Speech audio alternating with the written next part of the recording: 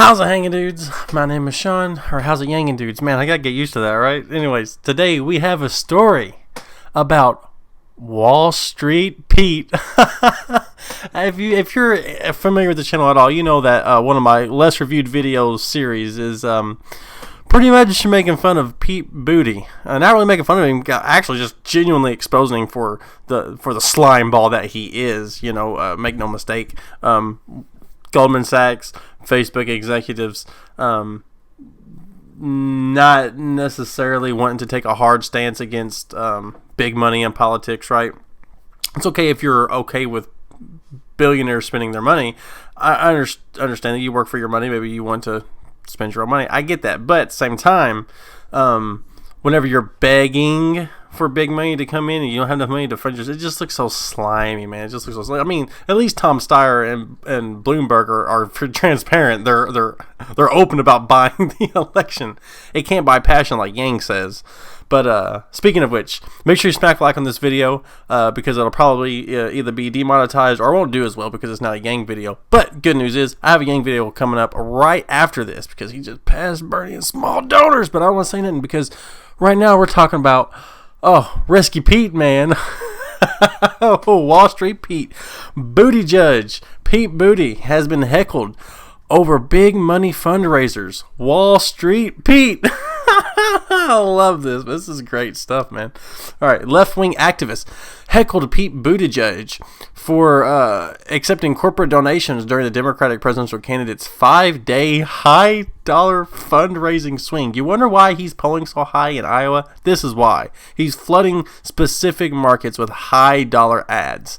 Kind of like Bloomberg's doing, but on a even more secretly corrupt scale.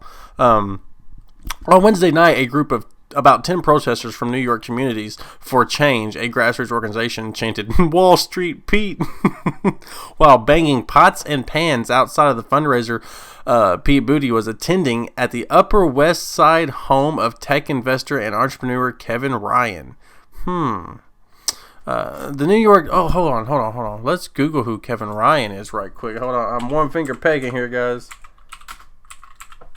All right. Kevin Ryan is an American investor. Kevin P. Ryan is an American investor and entrepreneur who has founded several New York-based businesses, including Gilt Group, Business Insider. No wonder Business Insider is not very fond of Yang. And MongoDB. Ryan helped grow DoubleClick from 1996 to 2005, first president of later CEO Wiki.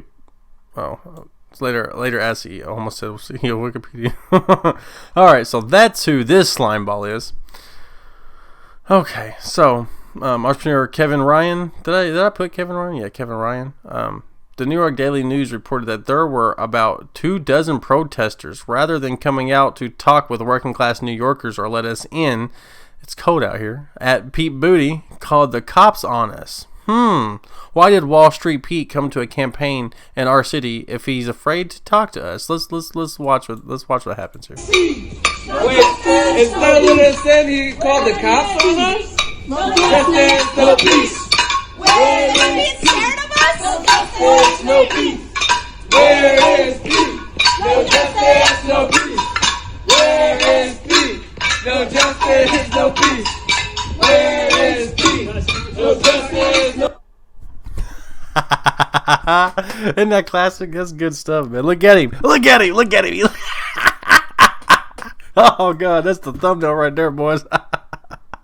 I got to save that. All right. Buttigieg's campaign announced on Monday that it would open closed-door fundraisers to the press and publicly disclose the names of top bundlers, those who organize and collect campaign contributions from their donors after criticisms of 2020 rival Senator Elizabeth Warren. The thing is, just because Elizabeth Warren allows for her big donors to be open to the public doesn't make it any less corruptible. That just means you're being corrupt in open light. And that's what he's saying. Oh, okay, I'll still be corrupt as long as you want to see the corruption, right? That's what he's saying. He's trying to do the shady Trump thing. Like, yes, Trump is corrupt, but he's openly corrupt. He'll tell you that we just sold massive amounts of weapons to Saudi Arabia so they can destroy Yemen and just so we can get oil, right? I mean, they will literally say that. He says that on Twitter. Twitter, right? So there's just a secretive version of that same thing. So during the event, Pete Buttigieg was asked how he plans to appeal to voters who might otherwise support President Trump. He touted fiscal responsibility and his stance on the national deficit as the reasons. It's time for my party to own the issues of fiscal responsibility and deficits, Buttigieg said, according to the poll report. And we have a pretty good claim on it to begin with, given that every Democratic president in my lifetime, I believe, has led to a lower deficit, and the reverse is true to the other party.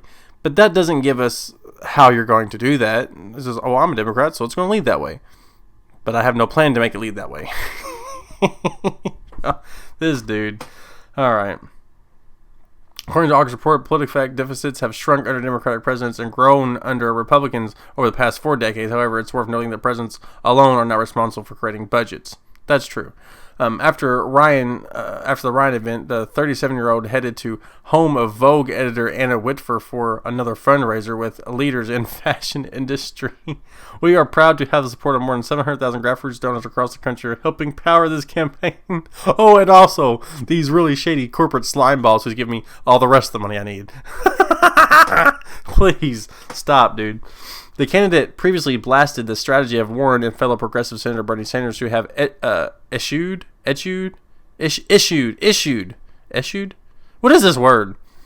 Traditional blog donors events in favor of small contributions, and insisting that Democrats can't unseat Trump by relying on pocket change. No, what you're trying to say is that you don't have a good enough campaign, a good enough presence, a good enough anything to win it on your own. What you're saying is you don't have enough charisma to rally the American people to vote for you over the orange-headed orangutan.